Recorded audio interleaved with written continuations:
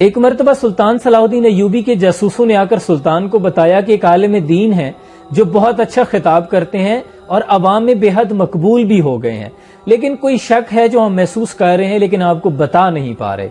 تو سلطان نے کہا کہ جو دیکھا اور جو سنا وہ بیان کرو۔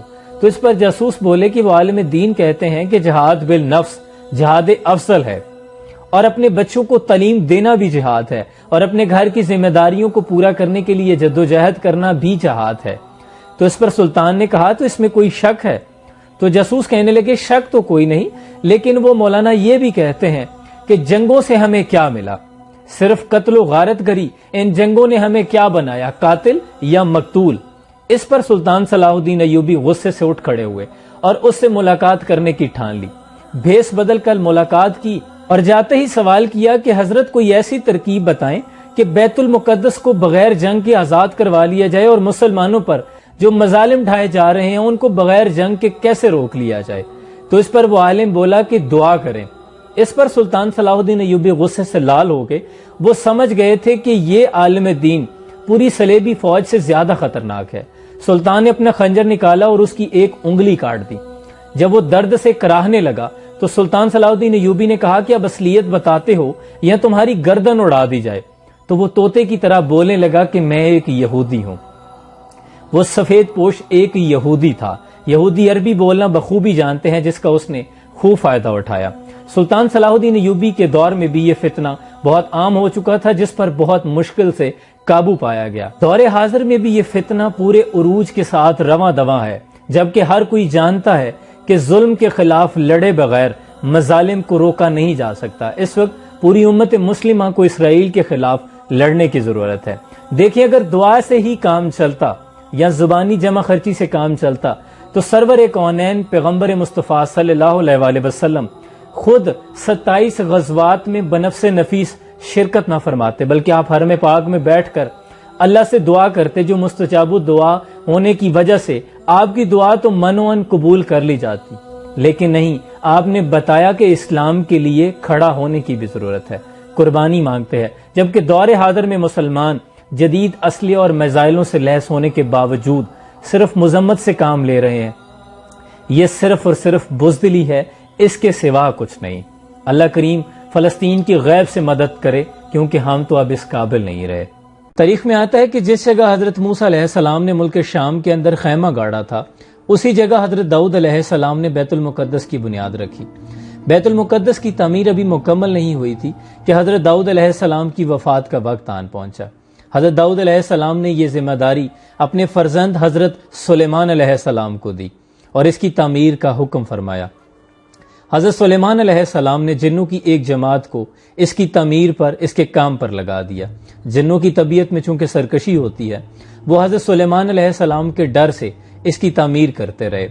ابھی تعمیر مکمل نہیں ہوئی تھی کہ حضرت سلیمان علیہ السلام کی وفات کا وقت بھی آن پہنچا، لیکن حضرت سلیمان علیہ السلام نے اللہ کریم سے یہ دعا فرمائی کہ اللہ میری موت جنوں اور انسانوں کی اس جماعت پر ظاہر نہ ہو، تاکہ یہ عمارت کی تعمیر میں مصروف عمل رہیں اور جو ان کو علم غیب کا دعویٰ ہے وہ بھی باطل ٹھہر جائے۔ یہ کہہ کر، یہ دعا مانگ کر حضرت سلیمان علیہ السلام مسجد کے محراب میں داخل ہوئے اور اپنا عصا، وہ لاٹھی کی ٹیک لگا کر آپ عبادت میں مصروف ہو گئے، اور اسی حالت میں آپ کی روح پرواز کر گئی، آپ کا وصال ہوا۔ لیکن جنوں کی جماعت یہ سمجھتی رہی کہ حضرت سلیمان علیہ السلام عبادت میں مصروف ہیں، اور ان کو اس لیے بھی عجیب نہ لگا کیونکہ حضرت سلیمان علیہ السلام پہلے بھی 2-2 3-3 ماہ اسی طرح عبادت میں مصروف عمل رہا کرتے۔ جنوں کی جماعت برابر اس کام میں شریک رہی اور تعمیر نو میں مصروف رہی، تعمیر ہوتی رہی۔ 1 سال تک حضرت سلیمان علیہ السلام عصا کے سہارے اپنی لاٹھی کی ٹیک لگا کر کھڑے رہے۔ قرآن نے بھی اس واقعے کو یوں ہی بیان فرمایا ہے۔ پھر اللہ کے حکم سے دیمک نے اس لاٹھی کو کھا لیا اور حضرت سلیمان علیہ السلام کا جسم اطہر زمین پہ آ گیا۔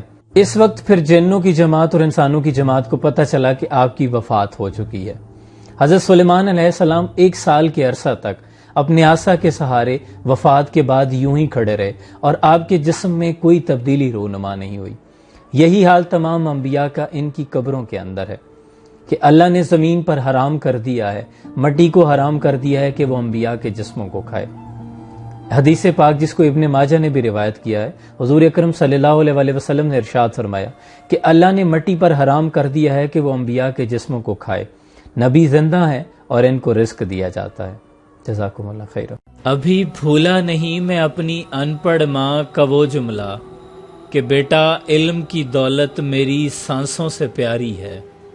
روایات میں آتا ہے کہ ہمارے حضور اکرم صلی اللہ علیہ وسلم کے اخلاق یہ تھے کہ جب کوئی شخص حضور سے مصافحہ کرتا یعنی ہاتھ ملاتا تو سرور کونین تاجدار انبیاء مصطفیٰ کریم آقا تب تک اپنا ہاتھ مبارک پیچھے نہ کرتے جب تک کہ ہاتھ ملانے والا خود اپنا ہاتھ پیچھے نہ کر لیتا۔ قربان جاؤں، یہ اخلاق ہمارے حضور اکرم صلی اللہ علیہ وسلم کی تعلیمات ہیں۔ حضرت واصف علی واصف فرماتے ہیں کہ حضور اکرم صلی اللہ علیہ وسلم کو تمام جہانوں کے لیے رحمت بنا کر بھیجا گیا ہے۔ امتی ہونے کے ناطے ہمارا یہ فرض بنتا ہے کہ حضور کا انداز رحمت اپنائیں اور اسے دوسرے لوگوں تک پہنچائیں۔ اللہ آسانیاں حاصل اور تقسیم کرنے کا شرف عطا فرمائے۔ سلام پہنچے۔ ایک بڑے پیارے دوست دبئی میں مقیم ہے بلال صاحب، ان کا مجھے پیغام موصول ہوا، میسج بڑا پیارا تھا، وہ کہتے تھے کہ میں یہ آپ تک پہنچا دوں۔ تو ان کا یہ پیغام تھا، ان کا کام ہے فریٹ فارورڈنگ کا، یعنی ایک سٹی سے دوسرے سٹی سامان لے کے جانا اور سفر میں زیادہ رہنا۔ تو پیغام بھی ان کا یہی تھا کہ وہ حضرات، ڈرائیور حضرات جو بہت زیادہ سفر میں رہتے ہیں، تو دوران سفر وہ جو کانوں میں ہیڈ فون لگائے رکھتے ہیں اور میوزک سنتے رہتے ہیں، اس کے بجائے وہ دین اسلام کی باتیں سنا کریں، قرآن کریم کی تلاوت سنا کریں، نعت پاک کلام سن لیا کریں۔ تو یہ نہ کیا کریں، کیونکہ یہ ہم سفر میں تو نہیں جانتے ہوتے، اللہ کریم سب کو حادثات سے محفوظ رکھے، لیکن اس طرح ہم بہت سے گناہوں سے بھی بچ سکتے ہیں اور ہمارا وقت اور سفر آسان ہو سکتا ہے۔ تو یقیناً یہ بہت عمدہ پیغام تھا، تو تمام بھائیوں سے گزارش ہے کہ اس پیغام پہ غور کریں۔ اللہ کریم آپ کو اپنے حفظ و امان میں رکھے، اور پردیسی بھائیوں کو میرا دل سے سلام۔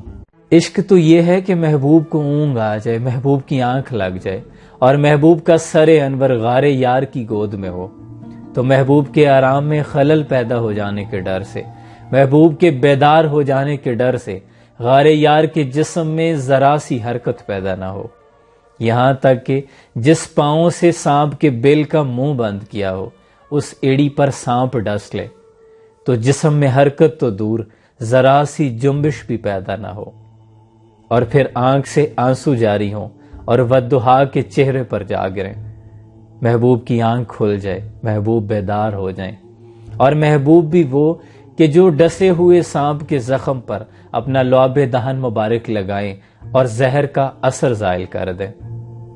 ہائے تجھ سا تو کوئی نادان بھی نہ ہو، کر کے عشق جو کہتا ہے نقصان بھی نہ ہو، قطرے کو سمندر ذرے کو ستارہ کرتے ہیں۔ عجب مرض ہے کہ جس کی دوا ہے تنہائی، عجب مرض ہے کہ جس کی دوا ہے تنہائی، بقائے شہر ہے اب شہر کے اجڑنے میں۔ غزہ، مسجد اقصی اور بالخصوص فلسطین کے حوالے سے عالمی بیانیاں اپنے ہاتھوں سے نکلتا دیکھ کر اسرائیل کی پریشانی بڑھنے لگی۔ پچھلے 48 گھنٹوں میں یہ جو آپ نیوز دیکھ رہے ہیں، اسرائیلی وزیر دفاع نے ٹک ٹاک اور فیس بک کو اسرائیل کے خلاف کیے جانے والا مواد ہٹانے کا مطالبہ کیا ہے، یعنی جو فلسطین کے حق میں پوسٹ کی گئی، اور غزہ کے اندر الجزیرہ اور عالمی خبر رساں ایجنسی اے پی کے دفاتر، میڈیا چینلز کے آفیسز زمین بوس کر دیے گئے، اور اسرائیلی جریدے یروشلم پوسٹ نے ترکی کے میڈیا کو تنقید کا سخت نشانہ بنایا۔ یعنی عشق تھا فتنہ گرو سرکش و چالاک میرا، آسماں چیر گیا نالہ بے باک میرا۔ اسرائیل کو بتا دیں کہ فلک کو پڑھا کبھی دل جلوں سے کام نہیں، اگر نہ آگ لگا دوں تو داغ نام نہیں۔